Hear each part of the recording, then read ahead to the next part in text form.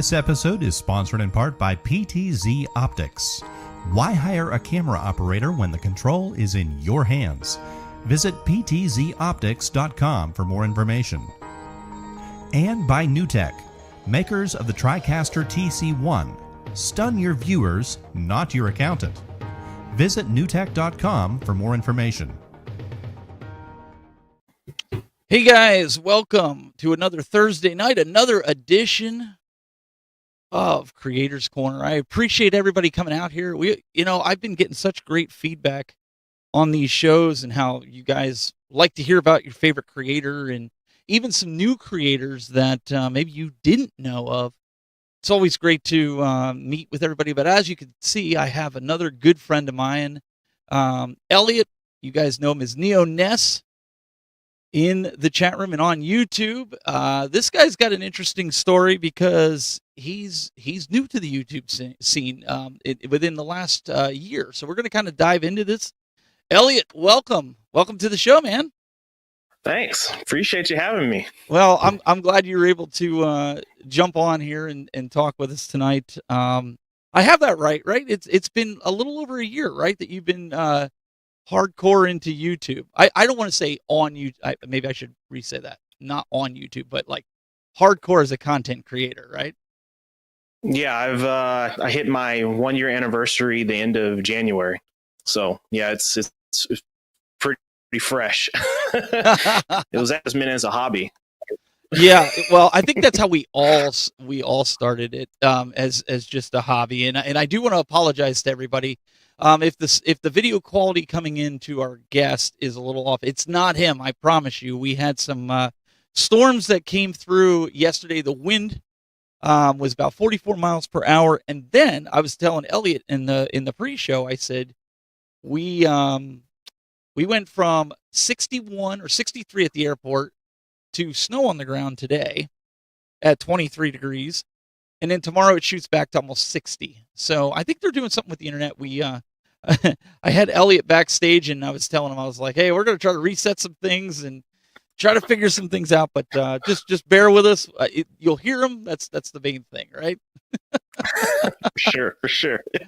So what I want to do right now, guys, I'm going to put it out there. If you're a content creator out there and you have a story to tell, listen, I don't care how big, I don't care how small you are, get in contact with me. I'd love to have you on the show.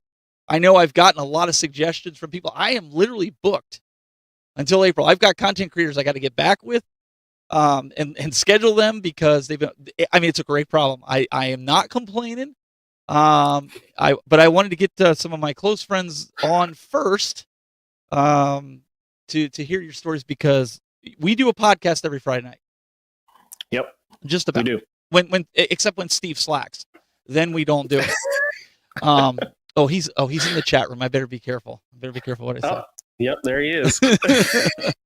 So why don't you take us back? Let's get started, and why don't you take us back? I met you through Steve, and doing the podcast, the Right Way podcast, and you started getting into collecting. We'll get to what you're doing right now and why it's really awesome. But when did you first develop your love for video games? When did you realize you wanted to start collecting? Well, the love and collecting were separate for sure. The love of video games started with my mom. So I was 4 years old, and she wrapped a Nintendo Entertainment System under the tree.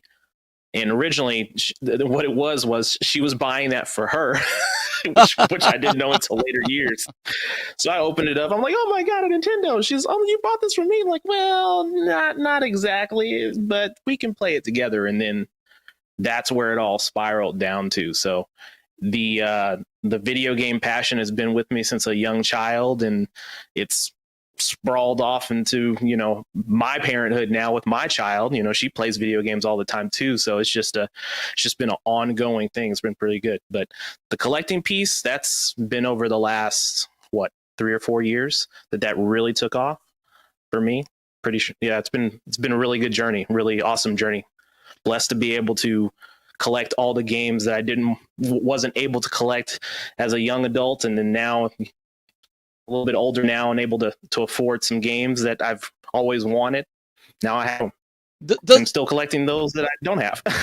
Isn't that always how it happens? We start collecting the things that we never had as a kid, and now we have adult money, and we can do that, right? So that's sure. Always awesome. But if you guys haven't, head on over to YouTube, and you'll find him. He's the only one on here. It's at NEO NESS 3129. It looks like. If you put that in there, he's got almost 2K subscribers. Get over there, subscribe. We're gonna get to why. He's kind of had me kind of itching, and we'll get to that a little later on with his channel. But if you're looking for good content creators, that's the whole point, right? When we do something like this, you guys get to learn about new content creators. You get to learn about people that are like-minded, that like to collect things. So Elliott, it's great. It's great to hear, your mom kind of got you into this. I think it's interesting because usually the parents are the ones that are like, no, I don't want you sitting there playing no video games. You need to get outside and play, or right? Am I right? Yeah. I heard. I had a lot of friends growing up where they had a cutoff time for video games. That was polar opposite in my house. Like during the summer, it was me and my mom playing games up until 2 or 3 o'clock in the morning. My dad's like, what the heck are you guys doing? You should be sleeping, playing Dr. Mario and Super Mario Bros. Or, when it finally shifted over to Super Nintendo, before the games got a little too crazy with the graphics. She doesn't play too much anymore now just because she gets motion sickness from a lot of the games now. So playing the classic games, man, there was times where I would want a new toy and she's like, you got to beat my high score in Pac-Man if you want it. So yeah, like no joke. The Green Ranger Dragon Dagger was out at Toys R Us. I wanted it so bad. The commercials, the explosions, everything. I wanted that so bad. My mom's like, you beat my high score in Pac-Man? We'll go right now and get it. And I sat there for the entire day. Never came close to that. Yikes. So she hustled me. I was going to say, I can honestly say I've never had my parent do that for me. Although I think that's kind of funny that that your mom would do something like that and be like, "Oh no, you're not doing it until you beat my high score." That's awesome. So growing up, you said your mom got you in it. You were doing this stuff. She was all about high scores and stuff. Were games like in and out of your house a lot? Did you guys rent games? Did you? Because I mean, everybody I talked to, even growing up, you were lucky to get 1 or 2 games a year. Now we're like buying 1 or 2 every other day. Well, at least collectors are, right? Yeah, we weren't on anywhere near the collector status, but growing up, my sister and I were pretty blessed to be able to get, as long as the biggest thing in our household was you come home with good grades, you do your chores, you get rewarded. So hard work is what pays off. And for me, that majority of my rewards for me were video games, and that stemmed from the foundation that my mom gave me. And that started at the Nintendo, and then that later shifted on to Super Nintendo and Sega Genesis, the 32X. And then from there, it moved over to PlayStation 1, PlayStation 2. By the time PlayStation 2 came out, I was buying my own stuff. So from there, it was over. Well, that's what happens, right? Once you get that adult money, baby.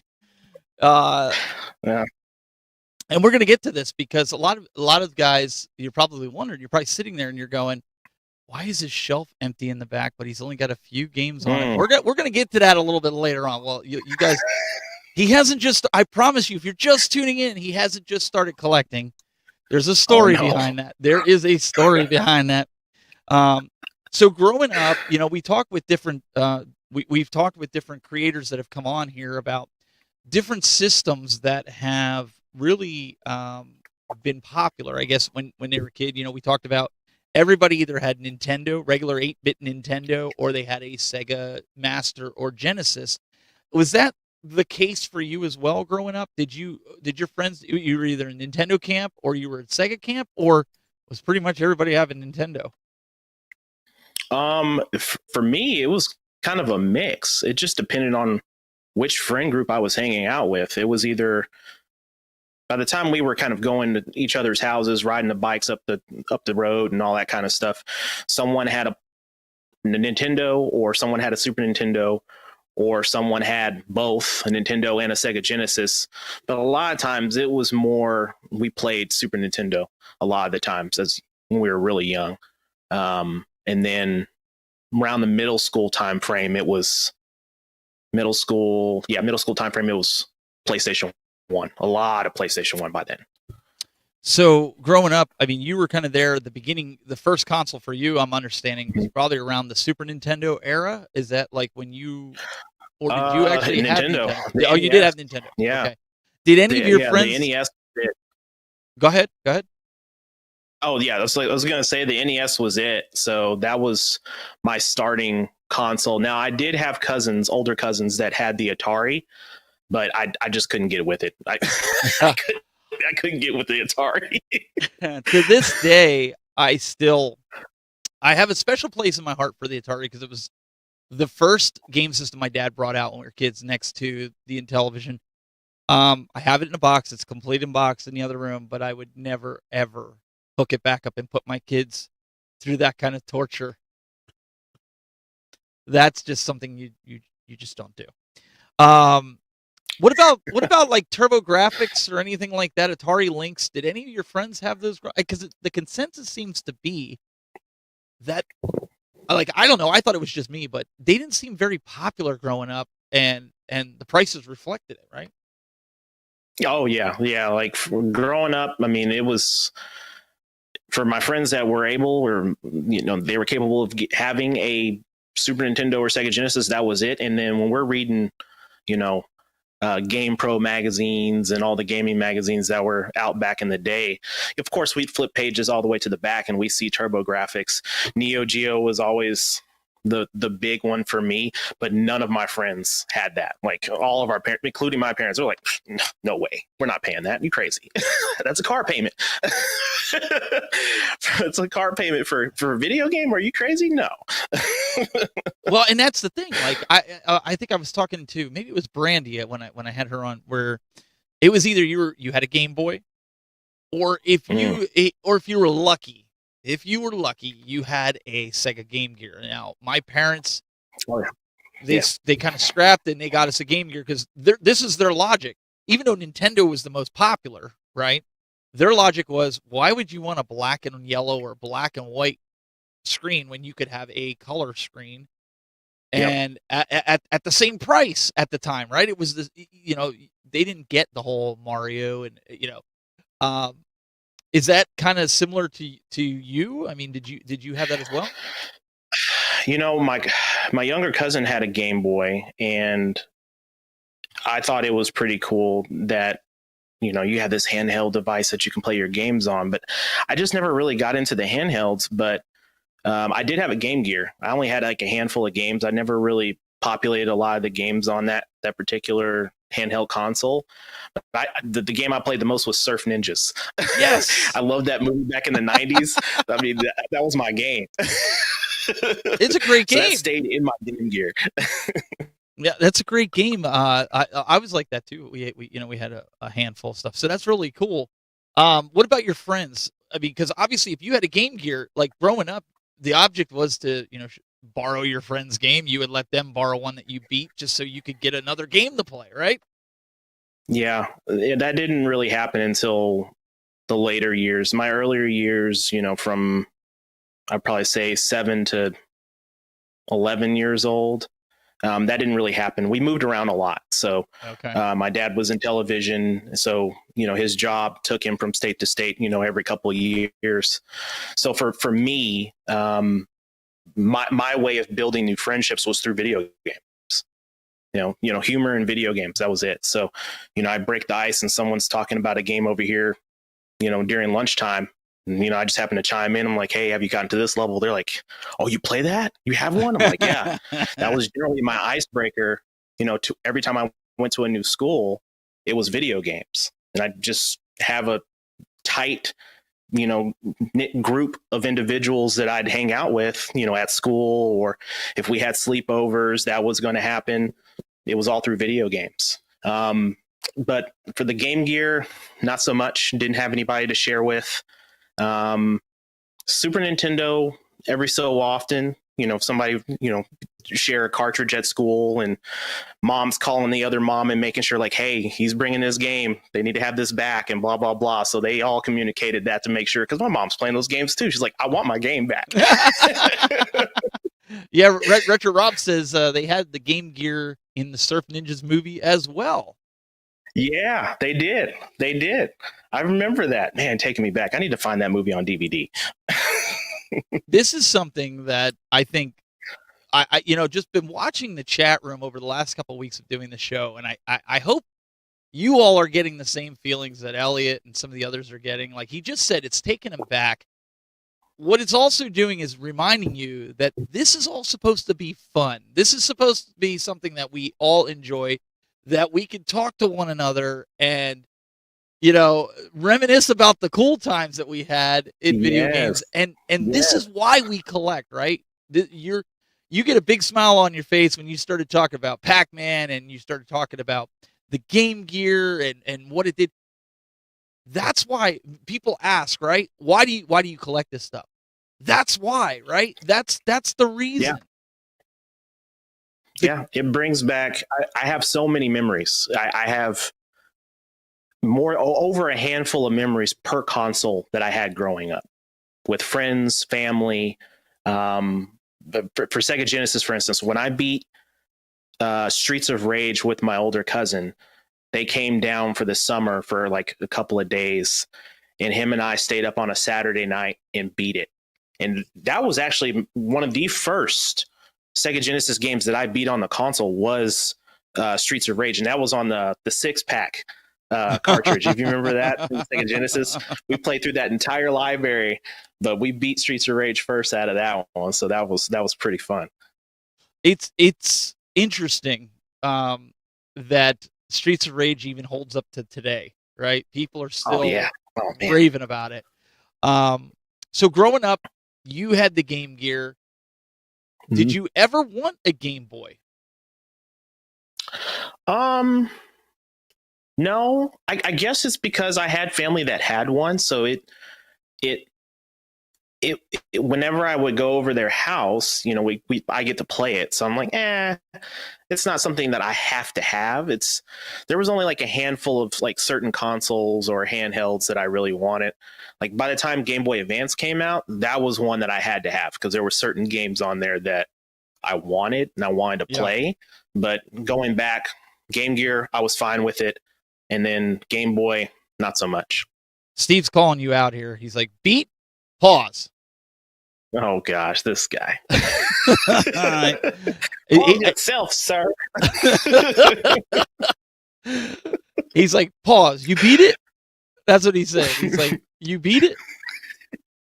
Oh my. That's because we were just saying, what was it on podcast like a week or two ago? We were saying how we don't have enough time to beat these games anymore. We get so far into it and we just got to put them back on the shelf and play other games. Yeah. I've actually I've set a yearly goal for myself to complete 50 games this year. Whether that's modern, retro, a mix of both, doesn't matter what console it's on, as long as I get from start to finish. So that's my goal. I think last time I posted this on my channel, I think I was at 7 or 8, and I'm right around 9 now. So it's a slow process. We'll see if I get there. That's a lot of games.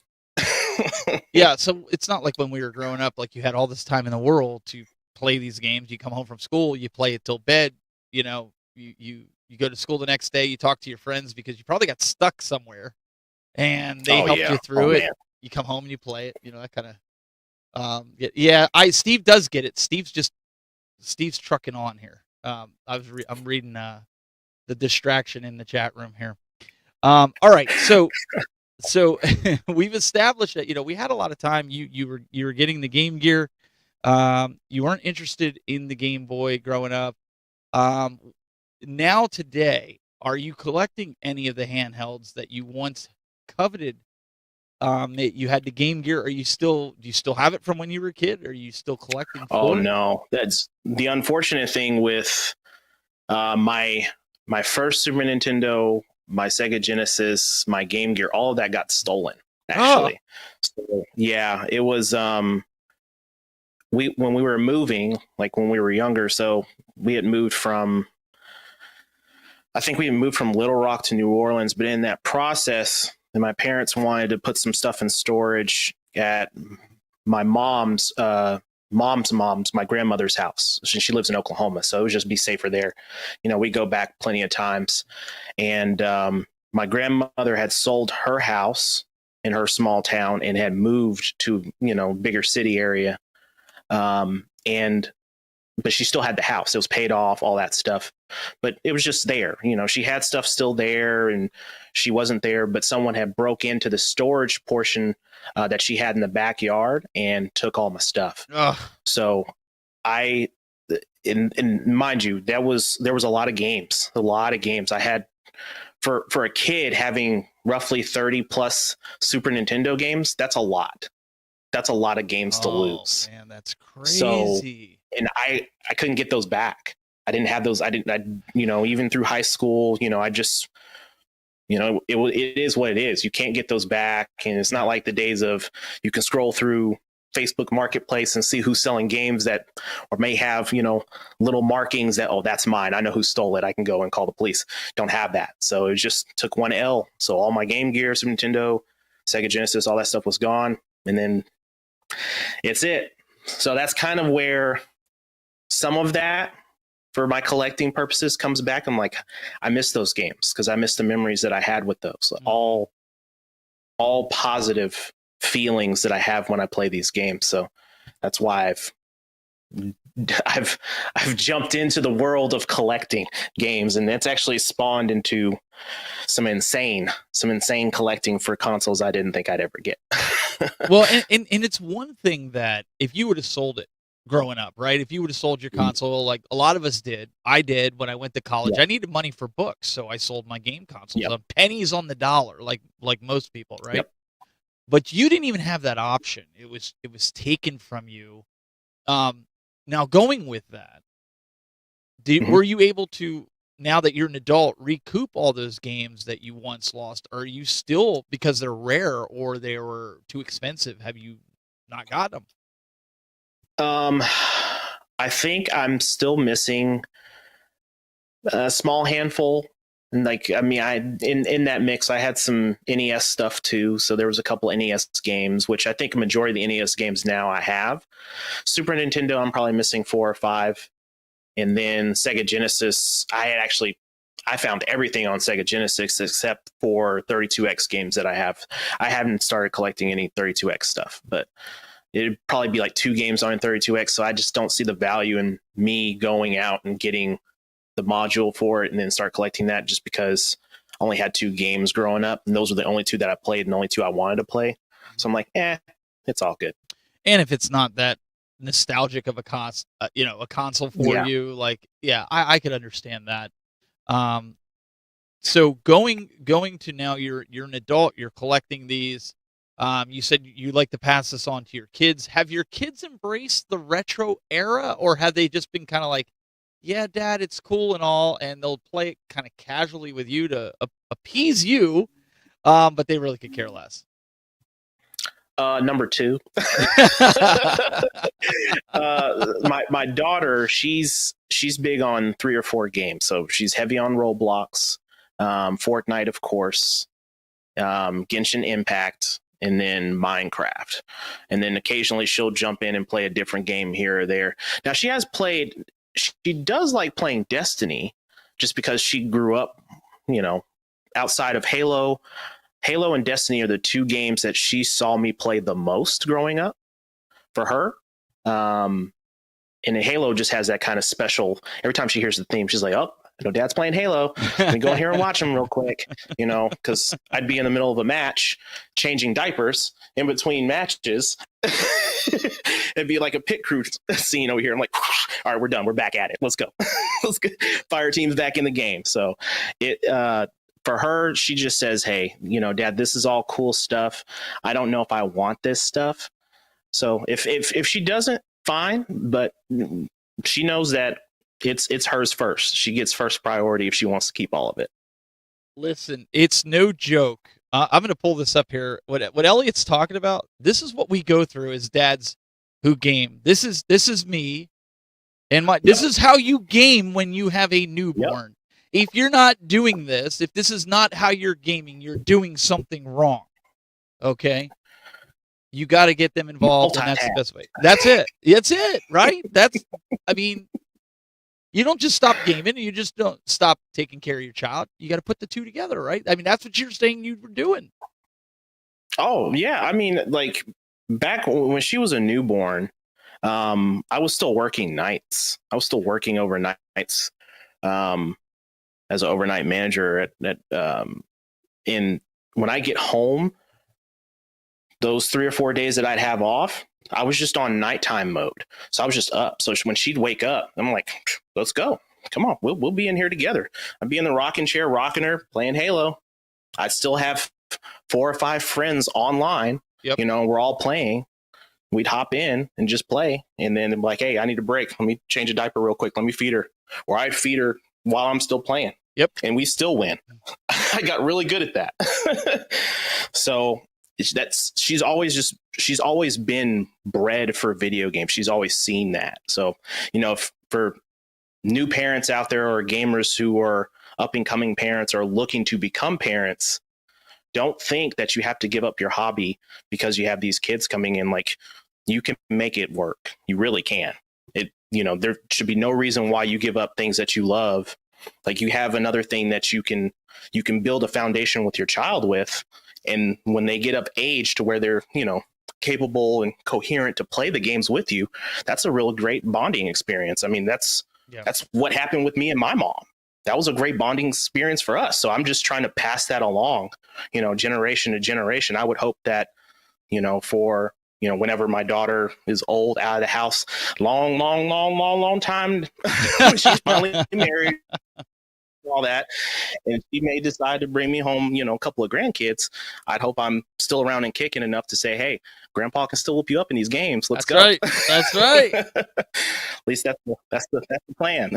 So now you've been kind of on the we'll get to the console of your choice soon, but you also have been doing, like a lot of us have been doing, we started game hunting. We were watching guys like Mr. Rightway, and we started going out game hunting, right? What about your kids? Do they like game hunting? Do they go with you when you go game hunting? Is that even an interest? Do they not care?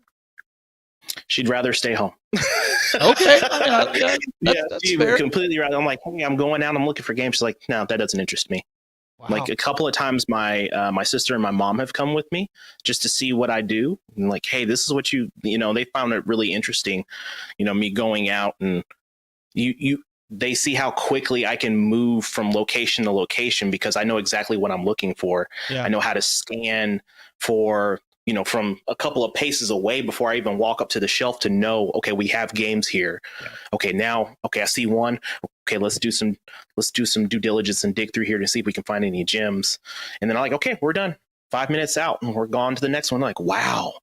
I'm like, how many Goodwills do you hit in a day? I'm like, I mean, I could probably hit 5 or 6 in my local area within 2 hours, just because I know the route so well, and I go early enough to where I can beat traffic and the crowds on the weekends. And then I'm back home by 1, and I have the rest of my Saturday afternoon with my family. So It's just kind of one of those things. But my daughter, no, she would rather be at home playing one of the games I listed earlier with her friends online. So. Yeah, and she probably sits there and goes, well, Dad, why don't you just download it? Or why don't you just buy it online, like buy digital? Why do you have to go out and buy physical? She gets it. And she understands that from my standpoint, when I was her age, that's all we have. We didn't have the option of digitally downloading anything. And that kind of foundation is just there for me. I would rather have the tangible item in my hand and saying, like, I own this. I have this in my hand. Someone who took it away from me when I was younger, well, they're not taking it away from me again, right? Unless I relieve myself of those items. Right. For her, she's like, I don't need all that. Dad, can I download this? Dad, can I have some money to put this skin on this item in this game? Yep. Okay, cool. No problem. Yeah, times have changed. They're saying in the chat room, kind of the same thing, right? That their kids could care less when it comes to these types of games. And this is something that we're going to get into what Ness does, the collecting he does for a system that he does that some of us could only dream about, because, and we'll kind of get into that. But outside of that, Elliott, what is your console of choice right now? Your poison, outside of that main one that we're going to discuss in a little bit. What's your poison? My Xbox. Xbox? Yeah, it's been Xbox. It's been Xbox since 2003. Yeah, like I had my don't get me wrong, my PlayStation, love my PlayStation 2. PlayStation 3, meh. I had a PlayStation 3, and my 360 was amazing. My OG Xbox was amazing. Now, when you start getting Xbox One and X, I get it. It is what it is. But I have built many friendships on my Xbox, and a lot of those folks have actually heard my daughter growing up over the years over party chat on Xbox. Many people that I've never met in real life, I've gone to their weddings, and that wouldn't have happened had I not met them on Xbox. Wow. So there's nostalgia there with not only just the game, but the memories and the people that I've been introduced to over the years. So that's something that people say the games, they don't have the games, but the games are still there. They may not be new games, but I can go back and play those older games for Xbox and still have those same feelings, still have many of those friends still get on from time to time, and we just kind of reminisce, like, man, do you remember that match we had back in 08, 09, whatever? It's like, oh my God, that was crazy. And then we're trying to replicate that and just realize that we're not as good as we once were. We've gotten older. But you're as good once as you ever were. Oh, yeah. Life has been lifing, as they say, as the kids say these days. Well, it's interesting you said something with Xbox that it's your favorite, not because of necessarily the games, but because of the relationships that you found in there. And with so much tribalism that goes on with systems like the Xbox and the PlayStation and the Switch, and there's got to be something wrong with you if you can't enjoy all three. Apparently, I mean that seems to be. But you do enjoy the games, but there's an element of relationship that you've built being on the Xbox, probably playing games like Call of Duty, Battlefield, those types of games, getting in there with friends, Halo, those types of games, and the same guys you run with every night. Like I have guys in Fortnite that, and two of them are my kids, but we are a squad. When we go in, we expect to win. That's the way we play. That's, and it sounds like, that's kind of how you are, because I don't, I asked myself, I was like, would you play some of these games if you didn't play with your kids? And I'm going to ask you the same thing. Would you be an Xbox fan, or whatever fan for that matter, if you didn't have those relationships on that platform? Man, that's a good question. Like, I'd probably say this: over the last year, it's really changed. The dynamic of gaming on just online in general has changed, just because people grow, people have falling out. So but the domino effect of that is, like, let's say, for instance, you've had this massive squad of individuals for so many years, and you lose one of those people, right? Whether there was a falling out, or God forbid somebody passes away, or these two are butting heads and they just don't want to do anything with each other. Mm-hmm.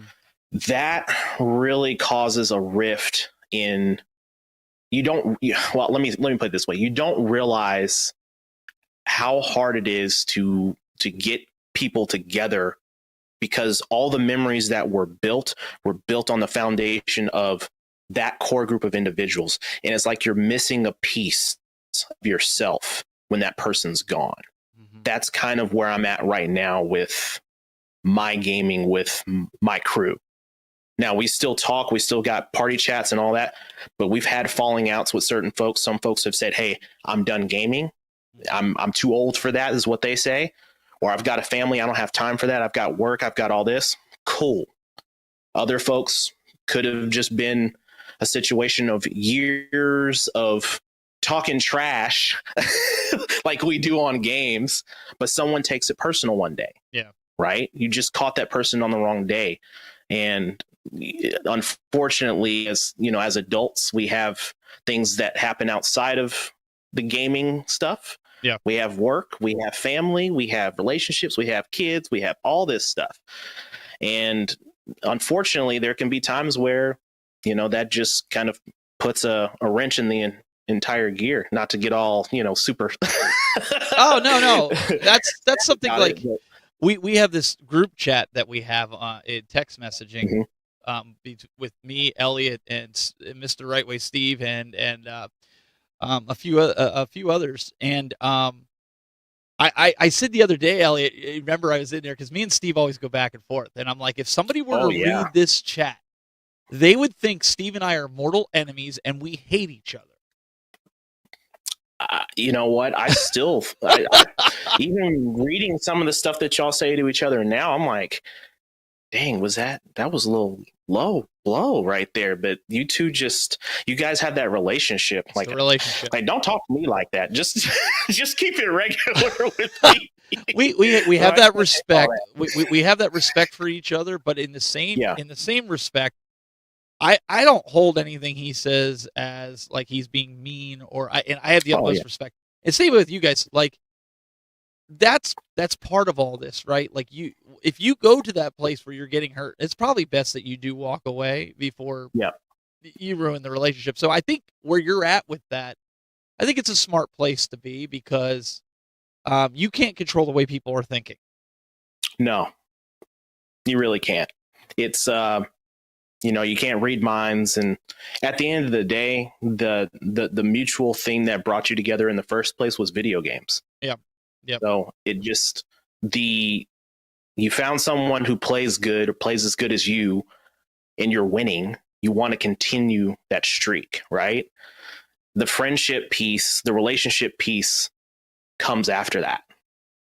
That's where it happens. And when you build those bonds to where you've been playing with these individuals for months, years, you feel like, well, heck, I've been talking to this person. Yeah, when we're on the game, most of the time we're not even talking about the game. Yeah, we'll throw out some call outs and like, he's on my left. I'm down. Come get me. Like, the simple stuff. But outside of that, it's just pure conversation.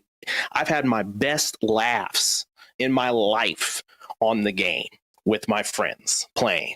Oh, yeah. I'm talking about in tears. Like, we lost the match because we were cracking up laughing because someone said something so stupid and so funny that we had to just go to the lobby and chill for 20 minutes until we stopped laughing. Those are the best.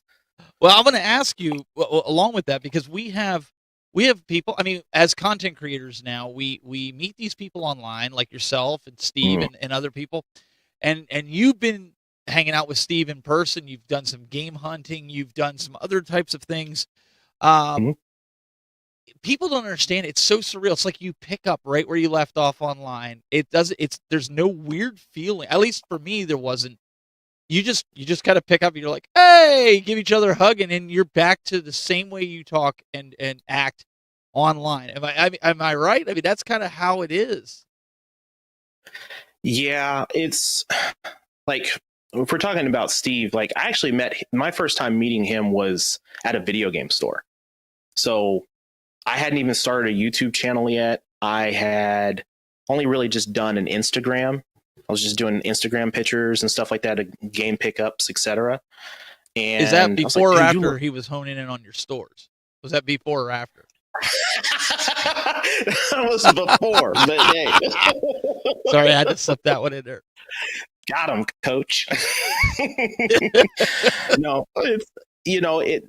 when I made the decision to start YouTube, he was one of the first people to kind of like, hey, dude, if you ever need any advice, feel free to let me know. And it kind of spirals from there. Like, I put out a video, he's like, hey man, that was a good job. Do you mind if I give you some recommendations? I'm like, yeah, dude. Yeah, of course. And then, those recommendations turned into me asking more questions like, yo, how do I do this? How do I do this? And he's always been very, very supportive, helping me create and generate ideas for my channel, things of that nature. So he's been Steve, appreciate you, brother. Appreciate you so much. You've been a very, very good friend. We built our relationship around video games, and I've gotten to meet Steve here as well. And I wouldn't have met him without you and many of the other folks that I've met over the last, couple of months. It's been great. And the response to the community has been good with what I do and how I present content. And like, I'll be honest, I'm not a professional. I just do this for fun because I love it. It's been a part of me since I was 4 years old. And you learn there's an ulterior. How do I want to say this? There's an alternative meaning. There's an alternative meaning that we'll go with that. There's an alternative meaning to Fruity Pebbles. You learn that. Ain't me. All right. I don't have nothing to say on that. He has nothing. I thought I was going to get him. All right. Going back to your friends that you met online, you were playing Halo with and whatnot. You said you were in a wedding for one of those guys, or? So funny thing, that overnight job, right? So that overnight job that I was working, I had probably I had just been transferred to overnights and managing that team. And all the overnighters were like, "Hey, we're playing video games and blah blah." They didn't know I was a gamer. Love you too, brother. And we got on the topic of Halo 3. And they're like, "Man, we're really good at Halo." And mind you, I spent my entire college playing Halo. I'm talking about we had LAN parties, and I'm talking about we were skipping class some days. My mom's watching. I'm sorry. But I mean, there were some serious matches that were happening to where I was like, you know what? I have to be here. We have to be entrenched in this. And I got really good at Halo, and they were talking mad stuff to me that night. And they were like, "Yo, we'll beat you." There was 8 of them that were talking about how well they played Halo. I was like, I'll tell you what, I'll 8v1 all of you tonight or in the morning. So we'll do a big team battle. We'll do customs. You guys all against me. I will pick the map. And that was it. Destroyed all of them. No, you did. Did you really? Destroyed all of them. Oh, man. And from that, so that stemmed my new crew, which many of them now I game with today. That stemmed with my new crew. So one of the individuals that was working for me at that time, well, she was like, "Hey, I'm loving this. Let's keep playing all this." I'm like, "Cool." So one of my buddies at my old location that I was working at, him and I were cool, and we had been gaming, and me and him had been talking about this for months. Like, "Hey, we need to hop on the game sometime," and blah, blah, blah. So I go back to the old location. I'm like, "Hey, all my overnighters were talking mess. I beat the crap out of them." He's like, "Man, you got to let me get in on this. I was like, "Cool." So we did this massive invite. We had everybody there. It was me and him against all of them. Destroyed them. So that started everything. But I introduced her to him. Oh. And they started talking. Oh, so they actually met each other offline outside of Xbox. There you go. And they started dating. And then both of them were like, "Hey, dude, we're getting married. We'd love you to come down." And I was like, Of course. So that was a few years now. That's many years now. But they're still married and still gaming, still collecting. And many folks that were at their wedding, we game with. And I was one of the groomsmen at the wedding. So it was really cool. That is a cool story because you don't see that often, especially with complete strangers. It's different if you're gaming with buddies that you grew up with and then they happen to fall for each other, that sort of thing. That's really cool. So you still could wreck them to this day? Is that what you're saying? Oh, you know what? So just in case they start to watch this, they want to know. Well, I'm pretty sure they might be watching right now. My buddy Zelda Hat Guy, he's also got a YouTube channel. Him and I we have a podcast, but we've been working so much we haven't really done many episodes here lately. But he was my other Halo buddy. Okay. And he's really good. So if I'm having an off day, he's generally the one that's coming in first.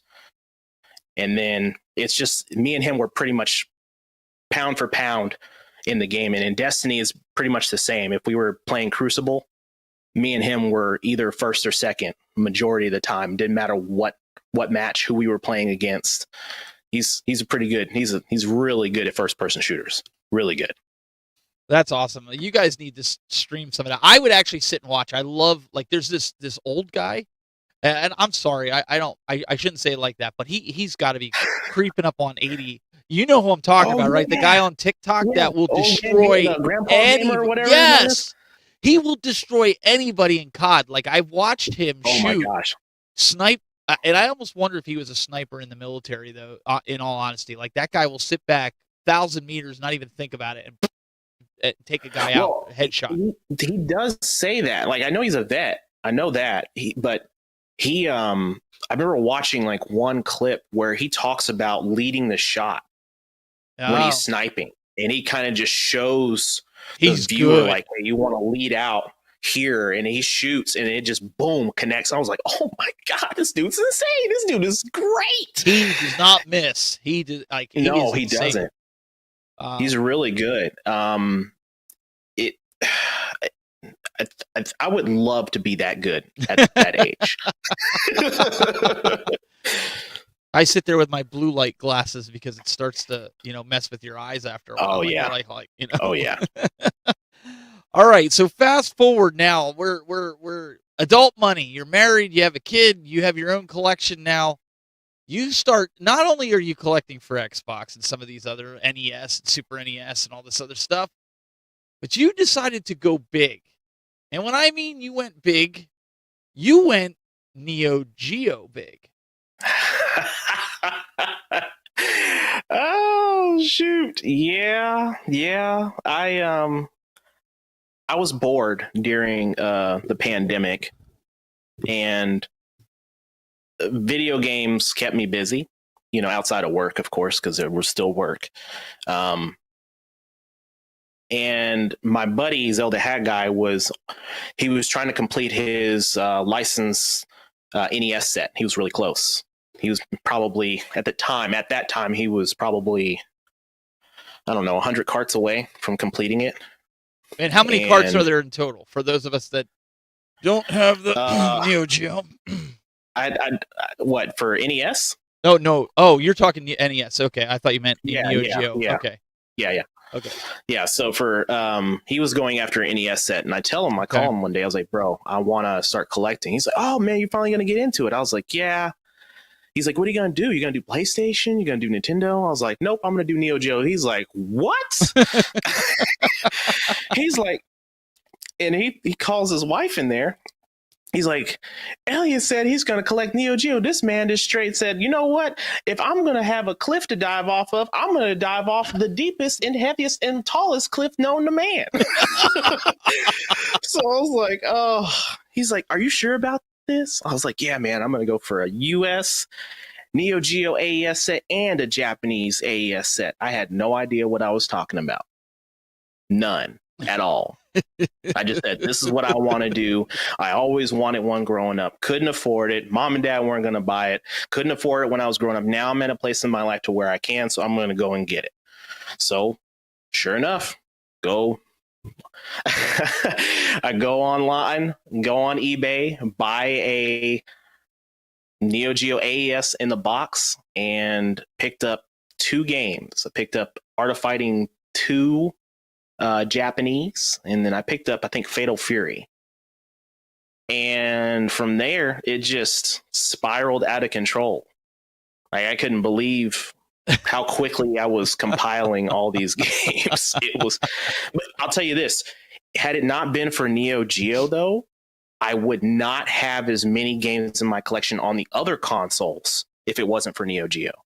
Yeah, and I want to point something out. Obviously, we're rolling some B-roll clip here. Yeah. You're not just a Neo Geo collector, but it looks like predominantly you are an inbox collector, which is very difficult, because if you have to watch Elliott's videos, because he is, and I mean this with the utmost respect, he is a snob when it comes to no, hear me out. You're a snob when it comes to the packaging, because he will tell you, now this guy's overcharging because look at this, and there'll be like a slight crease in it, but his stuff is in good shape, good quality. Like, that's what you're looking for. In some cases, you don't really have a choice, right? I mean, you get what you find, right? Yeah. But talk a little bit about that as we're watching this here. What made you decide, not just with the Neo Geo, we'll get back to that, but to be a total inbox? Because not only is that expensive, but it's really hard to do. It is. And what happened is that I found out extremely quickly how expensive a lot of these games were. Like, and through my doing all my due diligence and research, I found out that, hey, if I go about picking up many of these Neo Geo home console games, I not only can't just go out there and buy a game, I have to make sure what I'm purchasing is legit, because there's a lot of times where you can buy a repro, a conversion, the insert may be right or the console may be right. Something real squirrely happened and you just get a bad seller. So I had to be really careful on how I was collecting. But because it was so expensive, I'm like, I can't go out every week and buy, a couple $100 game just for one game. I might be spending $500 on one game. I'm like, well, I could go get, 50 or 60 Xbox games for that. I could go get tons of PlayStation 2 games for that. I could go get a couple of really solid titles on the Genesis for that. So what happened is for me to stay in hobby and not just burn out completely, I would buy a couple of Neo Geo games, play them, of course, enjoy them, put them on the shelf, but I would get the itch to go get more games. So from there, I took that same mentality from how I collected my Neo Geo and said, you know what? I don't want carts. I want complete in box, manuals, inserts, all that stuff. Now, some of the stuff I get, it may not matter too much to me in terms of condition, but I just want it to be decent. I'm not trying to be a library in any means, but when someone walks into my game room and they're like, oh my God, this is amazing. This is the most beautiful thing I've ever seen.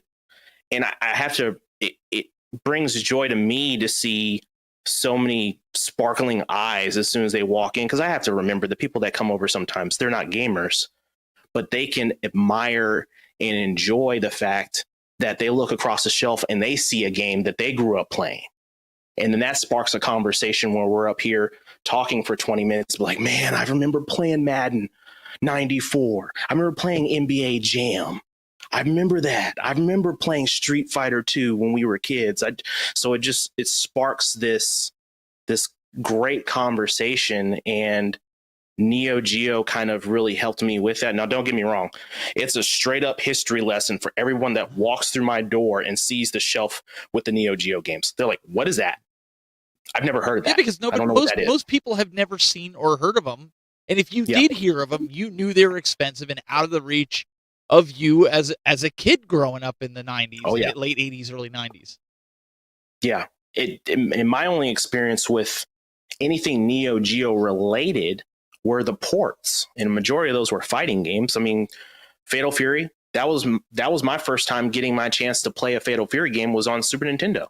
I had Fatal Fury 2 and Special on Super Nintendo growing up.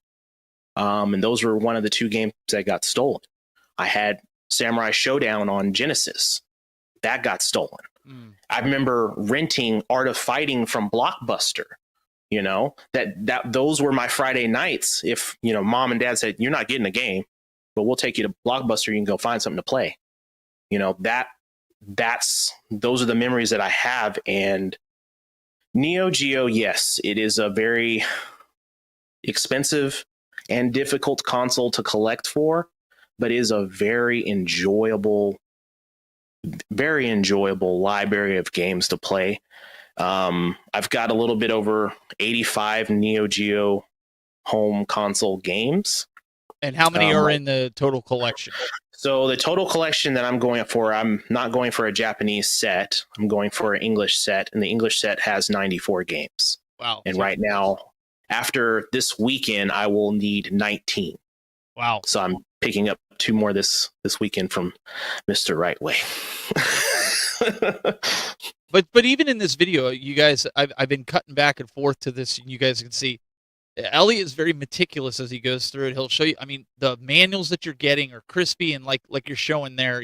There's certain places that got a little kinks in there, but like with some of the Neo Geo, I mean, look at that box for the SNES, right? You just don't see that stuff that crispy. So, fun fact, my wife actually bought this for Christmas 2 years ago for me. No, she surprised me. She reached out to a couple of my friends to see, like, hey, is this a good deal? Is this a game that he would like? And they were like, oh yeah. And she wrapped it up, and I opened it up. I'm like, oh my God, I was so happy. Like she's really good with gifts now. Like, as long as she knows my hobbies, man, she bought me what was it, the year before last, she got me an inbox Neo Geo Pocket Color. Never Oh, been no used. way. It was new Oh. old stock. Never been played. You're going to have to give me your wife's phone number so I can give it to my wife. And I'm going to be like, you need to talk to her. I don't care what you talk about, where the common ground is, but if she's doing that, we need to set that up, man. She's hooked me up on the NEO GEO front. Like, our anniversary 3 years ago, she bought, there was a Sengoku 1 on AES. It was complete. It was at a retro store here in Dallas. And she's like, that's what I'm getting you for our anniversary gift. I was like, no way. That's crazy. And she picked it up, and I was so, man, she's a beast with the gaming gifts, bro.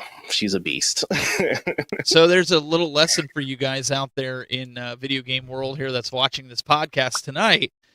It's not just my wife who's accepting of all these games and arcades. There is another gentleman who has a wife that is accepting of his arcades and games. It wasn't always like that.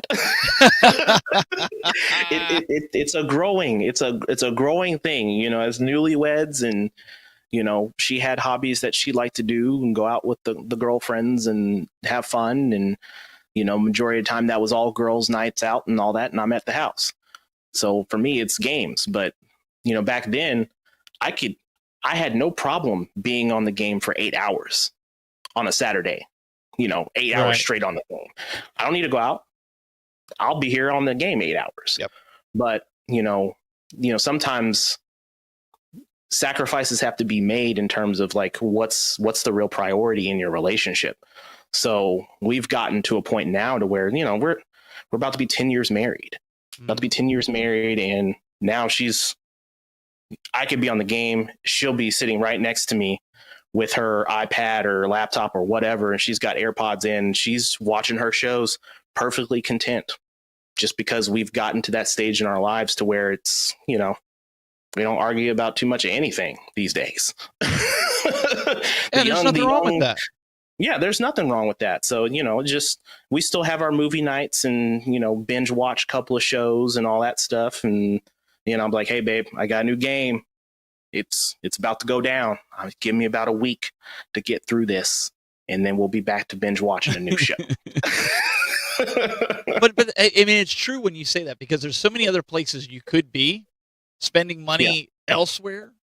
I don't want to call video games an investment. I think that's going a little far. But I mean, I know people do refer to it as an investment because of you reselling it. Because there's a lot of people that don't understand the video game investment, if we call it like that. People are going to be listening to it, though. That's not good financial advice. Don't tell people to invest in video games. We're not giving financial advice. But investing into that, you're not going out wasting money where other people might waste money.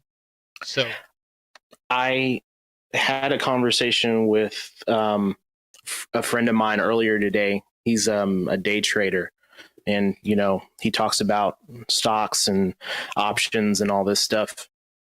And during COVID, a lot of my early titles, you know, from NEO GEO, what I made through day trading, which I don't really do too much of that now just because of work. But that's how I was able to fund so many games so early on in the life cycle of my collecting. And he's asking me, he's like, man, you're still buying all those games? I was like, yeah. He's like, I don't think that's a very sound investment. And I was like, well, why do you think so? Why is that? He's like, man, this is what you should be investing here. You should be investing here. And I was like, think of it this way. I don't think of these games as an investment, because the only investment I see it as is an investment of joy, an investment of good time spent, an investment of good memories. That's the way I look at it with my games. And I was like, whether or not you think that it's a bad financial move, you could have 1,000 others that tell you that you're wrong. Because we do have resellers out there that are making six figures reselling video games a year. Right. We do have people who are grading games and selling them for $250,000. You know, and I tell him this, and he's like, you're joking. I'm like, where have you been? Yep. If you've been living under a rock, this stuff isn't new. This stuff has been around. Like, think of it. The analogy I gave him was like, think of the old Pontiac or Mustang or Corvette that our parents had or grandparents had growing up, and they only paid a couple $100 for that, and then it got rusted out and whatever. But now that same restored car, mint condition, could sell at Jackson Barrett for $1.5 million, right? But we don't think of it like that. We didn't think Super Mario Bros, the sticker, whatever version with the Rev A or whatever was going to be that much a couple of years ago. We didn't know that. We're just playing games. So I'm like, the way I look at it is these are investments, good investments of time, fun, laughter, and enjoyment. And if something happens to the point to where, God forbid, I have to let go of it, then yes, right, it probably would be a good investment, because guess what? A lot of the games in my collection are in really good shape. I could probably get a decent amount of money for them. Am I going to do that? No, because they're mine. I love them. I like them. Yeah. But is it to a point to where I couldn't get rid of them? No, because I can't take it with me. And if, I have responsibilities to my family, I have responsibilities to other things, to where, I can't let that drown out the fact that, yeah, I have this awesome collection. I have these Neo Geo games. I have these Xboxes, whatever. But that stuff can always go away if need be. It is what it is. No, and a lot of people are saying that here in the chat room, that, that's a really good perspective to have, that they love the perspective. And that's kind of how I feel. Like, I know a lot of different collectors, they call it, they're investing into their future. And you and I understand what they're saying, right? We understand that. But to somebody that's not in our world, they think we're making the biggest, it's like saying you're buying a brand new 2024 truck or car and saying, I'm making an investment. And the second you drive it off the lot, it depreciates like $25,000, right? That's not really a sound investment. No. Like, that's not what we're saying. You're investing your time into these games. You have a bunch of graded games here, that you're, you could always sell for a decent profit. Are you going to get rich over it? Probably not. But could you get yourself out of a jam? Probably. Yeah, I went through a phase with the graded games where, everyone was talking about graded games and WADA this and CGC that and VGA that. And, I actually did a video on my channel about it. And that's probably my least liked video on my entire channel. Like, people don't like graded games. I did it for science, because I just wanted to see, what do they look at in terms of, how do you classify a game as a 9.8, a 9.4, 9.5? Because I'm not looking at it from the standpoint of more in terms of investment. I looked at it as like, these are the certain games that I got graded were games that I've played so many times, loved so many times. Mind you, I have open copies of these games, and I routinely play them once a year. I go back and replay them. And because of that, I said, you know what? These are games that I would like to find a sealed copy and encase and just to showcase. But as time went on, I'm like, but do I really need to grade anything else? Do I want to grade anything else? And I was like, no. So it was just kind of like one of those moments in time where I was like, this is kind of cool, kind of a presentation thing. I actually gave one away to a friend of mine this past Christmas. We had a Christmas party at the house, and it's like, I have something for you. And I had graded a Switch game. It was Friday the 13th. And my friend was so happy behind that, because he's a big horror movie guy. He loves horror video games, and he knows the devs behind Friday the 13th. Wow. They actually gave him access to do beta testing and all that stuff. And he was like in the Discord groups and all that stuff. So it made sound sense to me. And like, this is just going to sit on my shelf. I would rather it sit on someone else's shelf who can really appreciate it not only because the game itself he likes playing, but he was a part of building that game. Wow. So it has more than sentimental value to him, because he's got all this stuff showcased in his office with, you know, horror movies and all that stuff. I was like, that's a perfect centerpiece for you. And I was like, I want you to have it. He's like, I can't take this. I was like, yes, you can. You can. He's like, isn't this going to cost a lot of money? I was like, dude, this is not about the money. This is about preserving the memory of what you've done for this game. I want you to have it. Wow. And it's just, that's the kind of gamer that I am. This is like, the NEO GEO thing is great. And, you know, some people out there are like, dude, why would you spend so much when you can emulate this? Why would you could go do MVS cards? You could go do all this. I have MVS cards. I have NEO GEO CD. I have NEO GEO stuff emulated. But at the end of the day, it's something that makes me so happy, because if you reverse back 10, 12 years ago, there was a time where I couldn't afford one video game. Not one. I had friends buying me games just so we could all play together. That's how much I was struggling.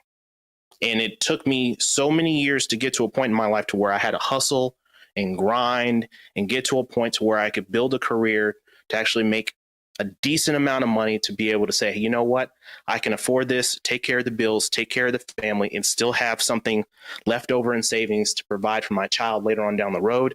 I said, I can do this now, but I can only do it now. So it just, you know, for anyone out there watching that says, you know, I can't do this. And I started from small beginnings.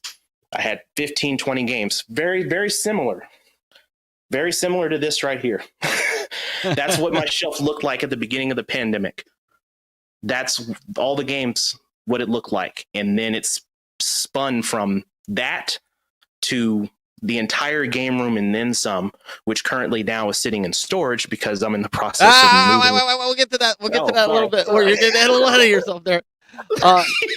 No, but see, this is why I like to do shows like this, because people see, like, I was showing the game room there, and I wanted to show you the old game room that he had. And I'm not going to show you the whole thing. I purposely shut it off because I want you to go to his channel and watch it. And I know Elliott's getting ready to go into his story here, but before we do that, I want to take a quick break and come back. And we'll finish this up with what the future holds, because there's a reason he only has a little bit of games on his shelf. And we're going to talk about that in just a little bit. Hey guys, let me tell you a little bit about something to do with energy. We all could use a little bit of energy in our lives, especially when we're gaming out there, right? We could all use some form of energy supplement, something to keep our mind sharp and our energy and our focus on the games. And that's where one of my latest partners, and that is MAW Energy, MAW Energy. And I want to tell you a little bit about it here today. And they have a plethora of different flavors and choices amongst everything that they have here. At MAW Energy, the mission is to fuel the gaming community with the highest quality energy. And that's one thing I like about these guys. They have a highest quality of energy focus blend on the market. And their special formulated energy drink provides gamers with sustained energy bursts and focus without the jitters and crashes. I can tell you that for certainty. Commonly associated with all the other energy drinks that I've seen personally on the market. And they're passionate about the gaming community and understand the unique demands that it places on the mind, the body, and even the soul. That's why we've partnered with this company to bring you the MAW Energy. Now, you can click on the link in the description below and check it out using my personal link. I get access to everything here, and I get credit for it. And you guys can see right here, Blue Raspberry. Blue Raspberry is one of my favorites. In fact, you guys will be able to see right here. I have the Blue Raspberry here, and this is one of my favorites, actually. I have this one, and I have the Mythic Melon. I haven't given that a try yet, but this so far, one of the things that I like about this is the fact that it's not chalky. A lot of times with these energy drinks, you get a little bit of chalk in there, and what I mean by that is that chalk aftertaste, or it doesn't dissolve. I can honestly tell you from experience, this this here dissolves. So give it a try. Click on the link below and in the description and give it a try. You won't be sorry. I know I'm not. Guys, I really appreciate everybody that's tuned in and continues to stay tuned in here. You know, this has been a great show so far with Elliott as we're talking about his past, his present, and now we get to your future. And I cut him off on purpose because I wanted it to be a cliffhanger. But there's a reason, and I'm not gonna spoil it for you. There's a reason that your shelf is empty, but explain to the people why you have the little bit of games that you do have on there. Yeah, well, this show is not sponsored by GameStop, by the way. So that's not what you told us last Friday, but okay. Yeah. So I went through a phase where I was like, you know what, I'm gonna go to GameStop, and all the big GameStop sales have been happening, and I've been really big on adding more to my Xbox collection. During the late winter months up until spring is when I take a break from buying NEO GEO games. So generally right around mid-March all the way to October is where I consume a lot of NEO GEO games. And outside of that realm is where I pick up other titles like Xbox, PlayStation, things of that nature.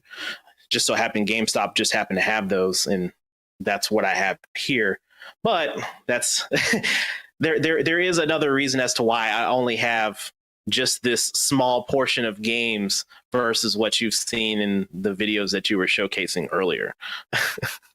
And what is that reason? Because a couple weeks ago I saw that the shelving was empty, and like you said, you bought them because they're on sale. Yeah, you're not supposed to be filling them up, from what I heard. You're supposed to be packing them away, and they are. Like, all my games are packed. They're in the storage unit. They're all safely climate controlled.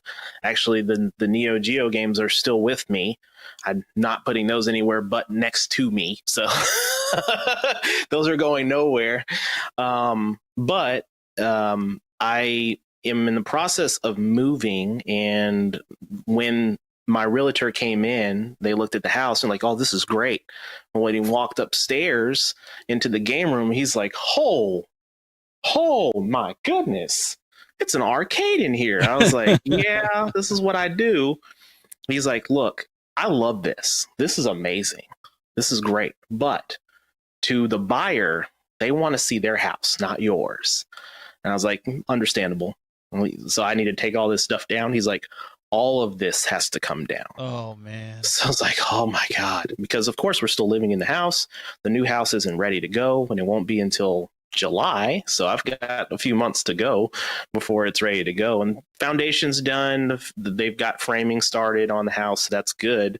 And I've actually done a walk of, where my game room, my new game room and new media room is. So it's coming along. I may do like an updated video soon here on the channel, but I had to get rid of everything. But because now I have games that I've been wanting to buy and I found good deals, I was like, you know what? It's not a whole shelf that I'm filling up. Why don't I just put these games on the shelf and see how many games that I can add before we sell the house? So I was like, you know what? I'll make that a challenge for myself. How full can I get this shelf before the house sells? What I got to ask you though, what did the realtor say when they saw that you started filling the shelf back up? So here's the thing with that. Like, every time we get a house showing, so we've had 2 this week. We actually had one earlier this evening before this. So I had to go and leave and rush back to get prepped for this. But I actually box up the games and take them with me when we leave.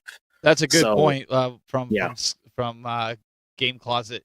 You also don't want anybody casing the place and knowing that, because they'll know where you're moving to or something. They'll look for new builds that are that's I don't play that. No. I don't play that because I'm like, no, they always come with me. Everything, like literally the entire game room that you see in the video, that's in storage. And then the NEO GEO stuff, I literally keep that with me, and no one's, you won't know. Yeah, You won't know where that's they're smart. at. But that's Even smart. if you came upon me, you wouldn't know. Yeah, no, that's smart. So that's the future. You're building your house. Yep. It's possible you're going to be in an apartment until you build until the house is finished.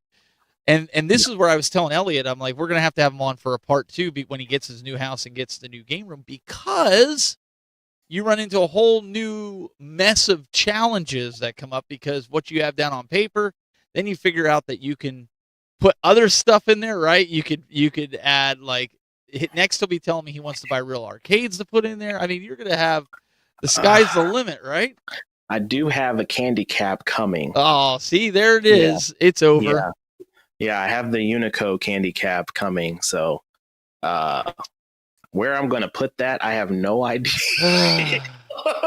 If we are in the apartment by the time that gets shipped, then I guess it's going in the apartment somewhere, or I'll have to just take it to the storage unit. But yeah, I'm trying not to buy any big ticket stuff. Like, as in terms of like all the arcade related stuff, because the new game room is going to be upstairs, I've come to the conclusion that I do not want to put any heavy stuff, more heavy stuff. I don't want to buy anything else that's heavy, because I had to carry all this crap downstairs. And when I tell you I didn't have any help, my wife helped me a little bit on some of the heavier stuff, but it was a pain. Oh yeah.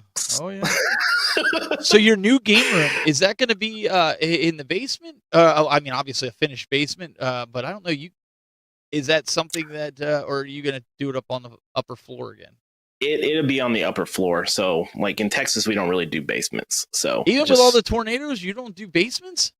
No, like, I mean, you can do like an in-ground shelter and stuff. Like, you can have those built in your garage or in your backyard somewhere, which we'll probably do later on. But yeah, we don't do just sea level. You know, like if I had a basement down here, we'd have water in that thing, because we're like a mile off the lake where we live. Oh, okay. So yeah, it just. No wonder you guys' pipes freeze when you get like cold weather, because you don't have no basement to insulate it.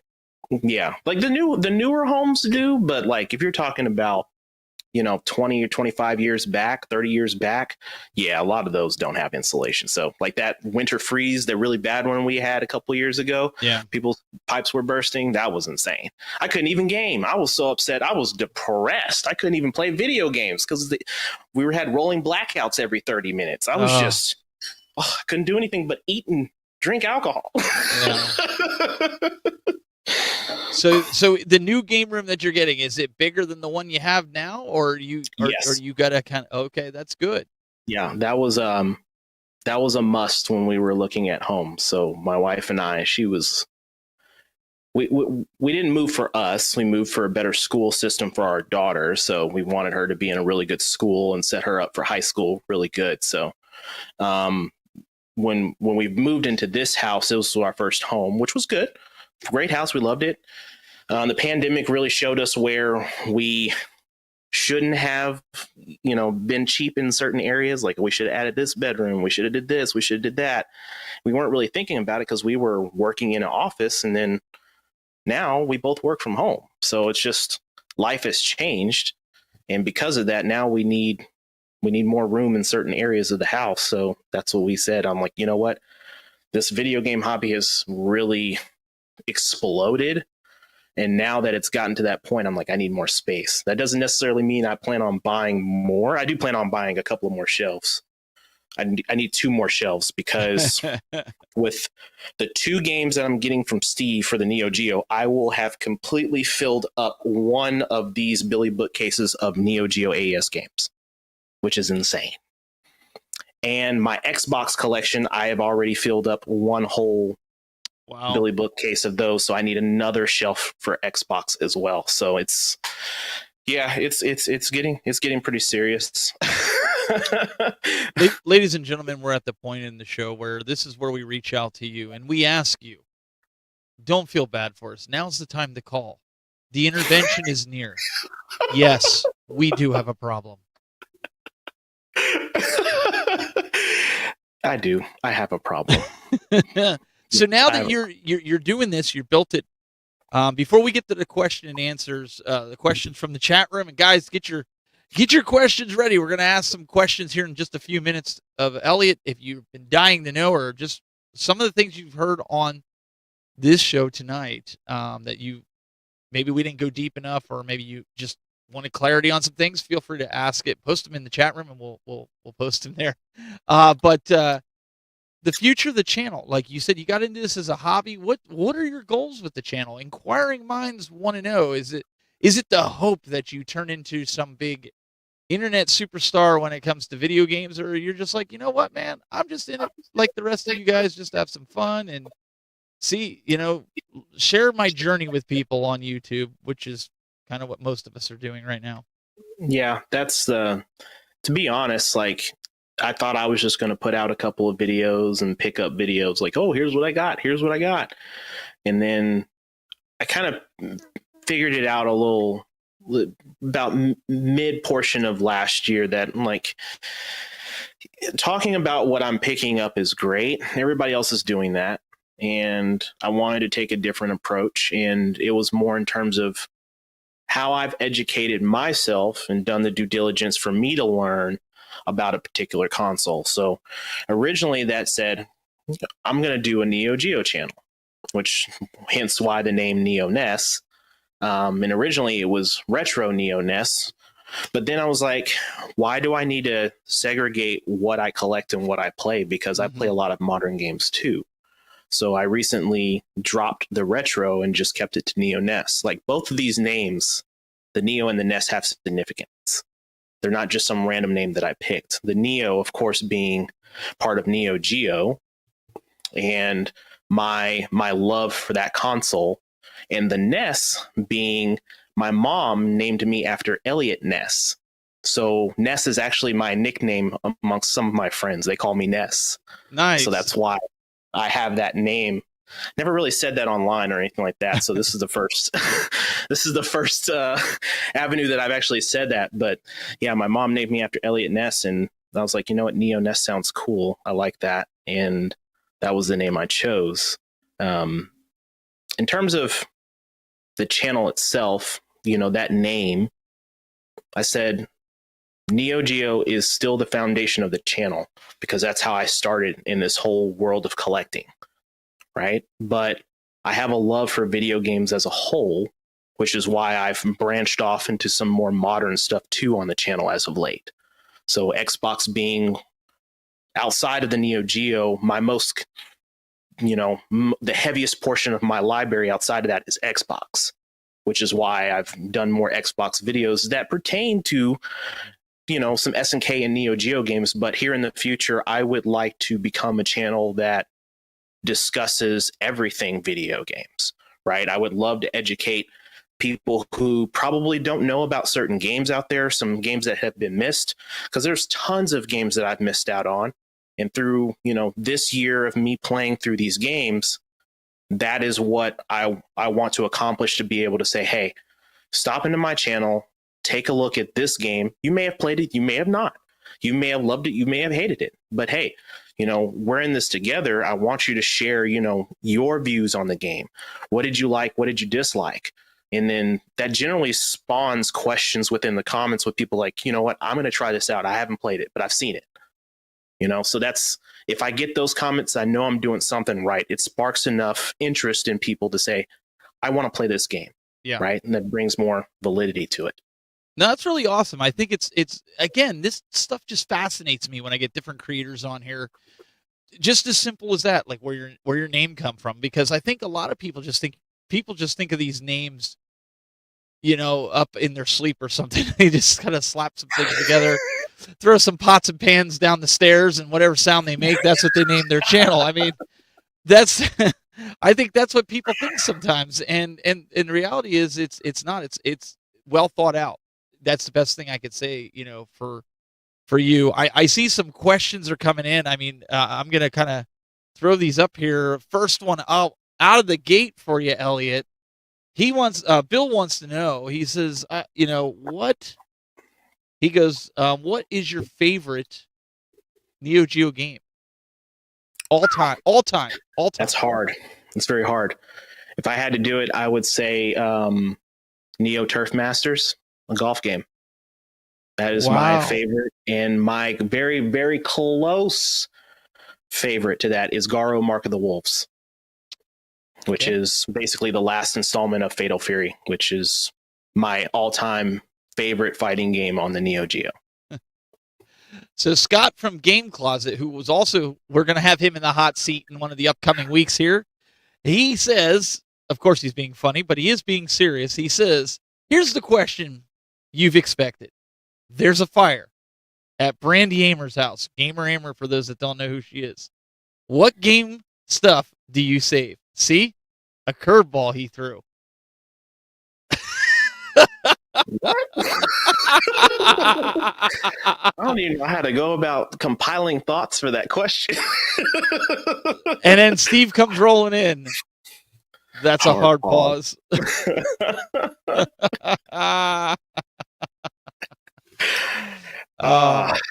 I had to save, yeah. So let's spin it back to you, because that is something that, believe it or not, people have been asked. Just about everybody that I've interviewed so far in the last 4 weeks, they've been asked if your house was on fire, or heaven forbid you had to evacuate for something. Like you're in Texas, you have tornadoes. Yeah. Oh. What? I know. We get them here too in Eastern Ohio. What would, like, if you could only save one game, you could only grab that one game. What are you grabbing? What are you walking out the door with? Y'all trying to bring me to tears on this show tonight, brother. I'm just listen. Inquiring minds want to know. Oh man. Okay, so we'll have to do a game that's in my current collection right now. So if I could only save one game, it would be a Neo Geo game, and it would be Garo Mark of the Wolves, because I currently don't have Neo Turf Masters. Otherwise, it would be that game. Yes, I am a golfer as well. My dad taught me how to play golf when I was 9, so I played in high school too for a little bit, and my first semester, freshman year of college, I played golf. So play golf for work and all that good stuff, when I have to work with the work buddies and all that. But yeah, I like that. I love golf. Let me ask you too, while we're waiting for some more questions to filter in. Are you a completionist? Are you looking to complete the collections, or are you just grabbing games that you want? The Neo Geo is the only one that I'm looking to complete. So once I've come close to completing the English set, I will go after the Japanese exclusives that didn't make it to the US and finish that off, and I'll be done with that. But other than that, no. NES, Super NES, I'm only going after games that I had as a kid, and then a couple others that I wanted as a kid, but I never had the opportunity to get. So that's what I'm after.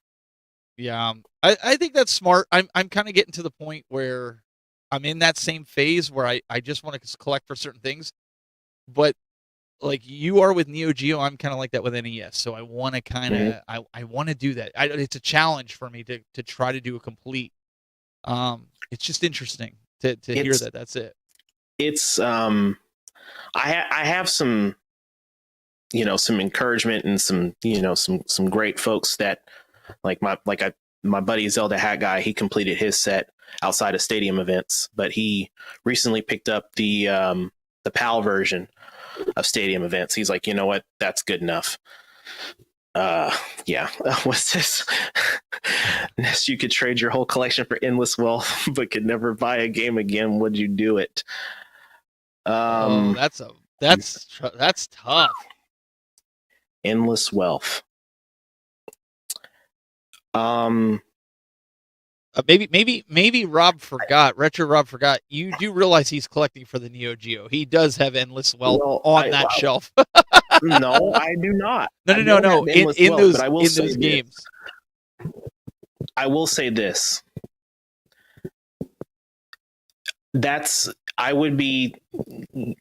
You're saying endless wealth mean that I would have endless amounts of money for the rest of my life, and I would be giving up a crucial part of my very being as an individual by giving up video games for the rest of my life. So for me, that's a no. I'd rather live the way I'm living right now than someone say, hey, we'll give you millions of dollars for the rest of your life. Now, that might be a stupid answer. It may be, but for me, for my personal health, I would rather have the thing that keeps me stress free, and that's video games. That video games, playing video games has taken me out of some very dark places because I was able to detach from what life was doing, whether that's finances or work or relationships or whatever. I can detach from that for a couple of hours and it settles me down, right? That's my medicine. Yeah. So for me to say, I'll give all that up for millions of dollars, no, I guess I'll do it the hard way and try to make a million some form or fashion. Now, if I had to sell it, if something dire, then yes, I would sell it. But, just for, no. Yeah, I think that's something where I think anybody, when people ask if you're a collector or you're a hoarder, that's a good way to figure out if you're a hoarder or you're a collector. Because if you can willingly give up your collection to, provide for your family, or you're in a tough spot, then you're a collector. Because as a collector, you could always get that back. Oh yeah. And it doesn't own you. You own it. There's a big difference there. A lot of people let their collections own them. And I actually let go of some games last year, and I thought it was going to be really, really hard because I hadn't sold really too much anything. Like occasionally I'll trade some games and get a game that I really, really want. But no, I was like, you know what? This is actually a little bit easier than I thought it is. And I let go of some bangers too. But wow. It was for a good cause. I upgraded some equipment for the YouTube channel and picked up, some games that I really needed for the NEO GEO. So I let go of some heavies on NES and Super NES and some other stuff. So wait, this stuff costs money? Yeah. So Johnny Graphics puts a comment in the chat. I'm sorry, Johnny. I must have missed it somewhere along the lines there. Johnny's another one that'll be joining us in the future weeks to hear his story. But he said it got skipped, so I'll ask it again. What's your favorite Neo Geo shmup? Blaze Star. Wow, not even had to think about that one. That was just like right out there. Yeah, called it. Yeah, like you could throw Metal Slug in there as a side scroller shmup, but if we're talking about just the standard airplane shooter style shmups, yeah, Blaze Star. Scott Game Closet says, other than games or golf, what brings you peace and relaxation? Relaxing with the fam. I like to cook. So if you've seen anything on my channel, I've done a couple of episodes of Games and Barbecue. It's kind of a niche style of entertainment where basically what I do is I'll, put something on the smoker and do some barbecue. And in between the waiting period, we're playing games and I'm kind of talking about the game a little bit. And then we go back and do a final taste test.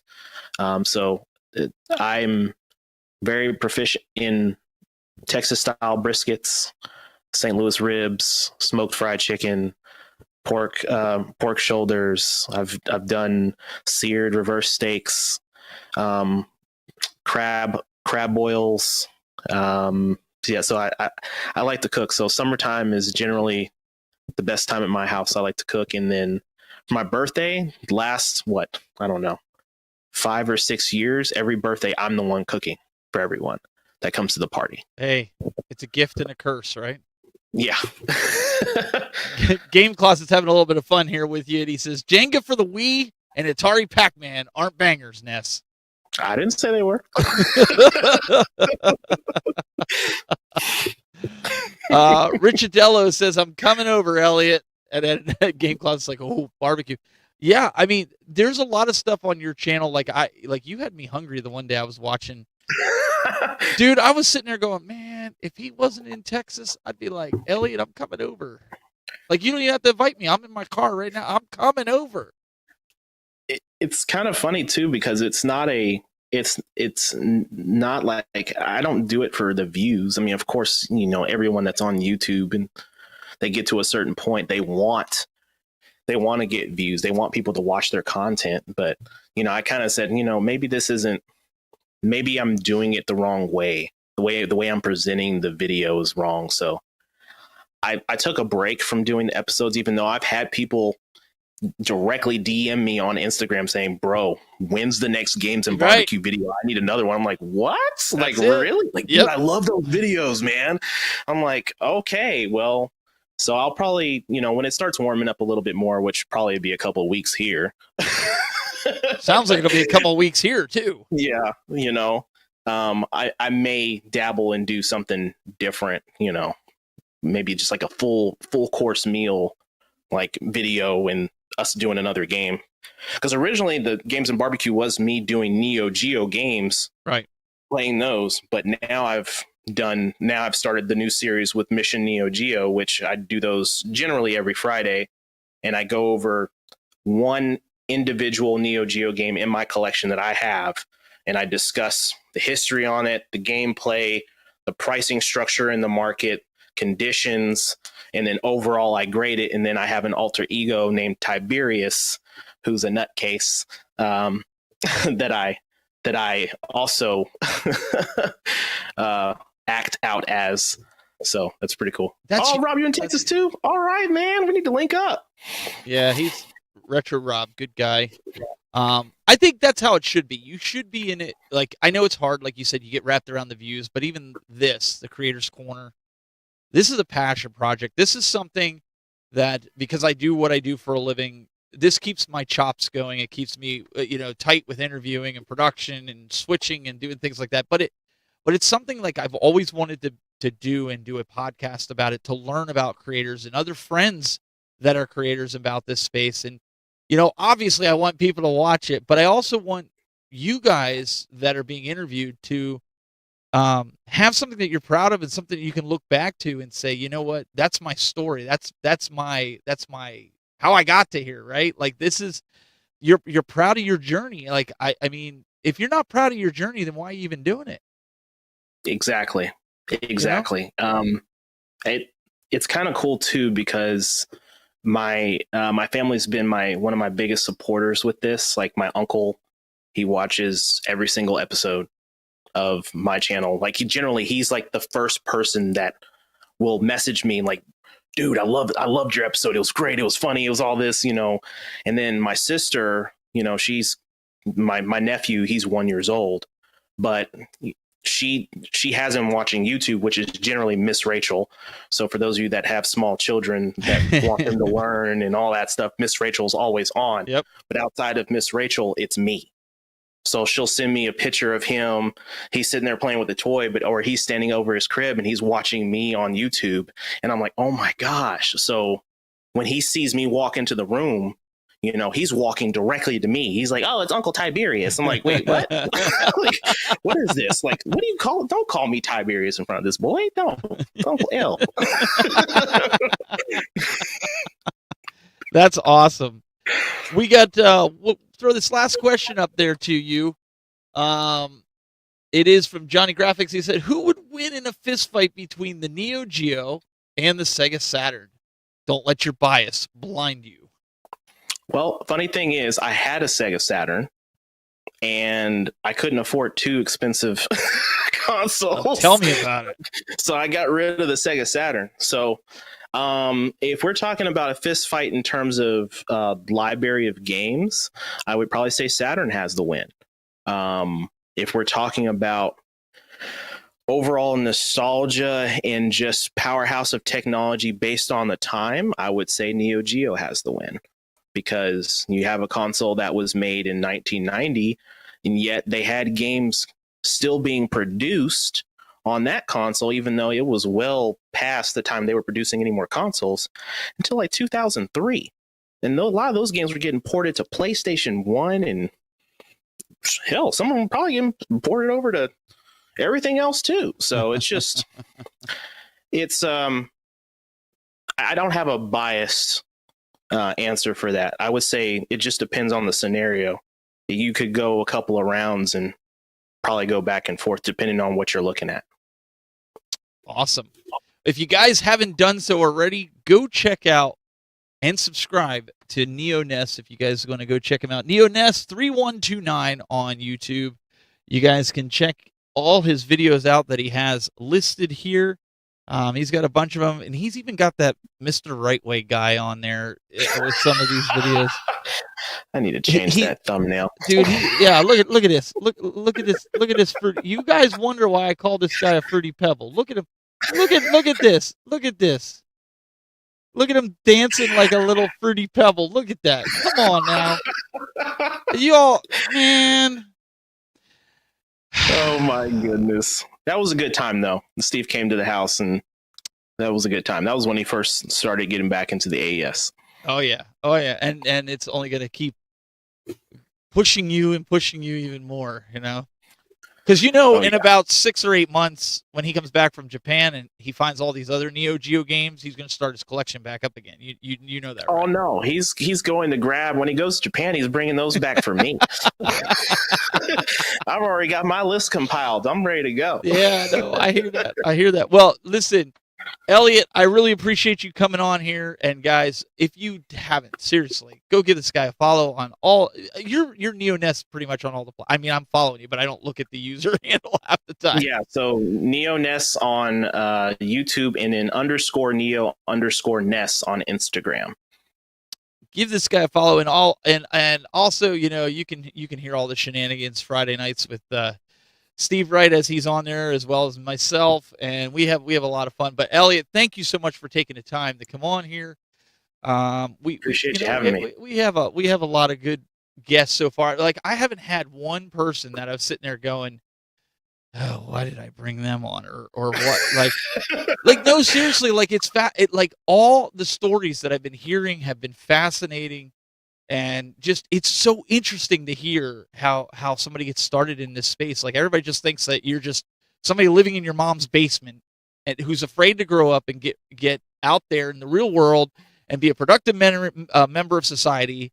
You're just playing video games but that's not the case. There's more to this, and you're proving that. Yep. And for anyone out there thinking that they can't do it, they can. It may take a little bit longer than you want it to, but you can definitely reach those goals if you just keep those goals in front of you and you keep doing all the right things using good judgment. That's what I say. Awesome. Well, guys, we are going to be back next week with more Creators Corner. I appreciate everybody coming out. We will see you next week. Have a great weekend, and remember to tune in to us on Friday. Have a great rest of your week.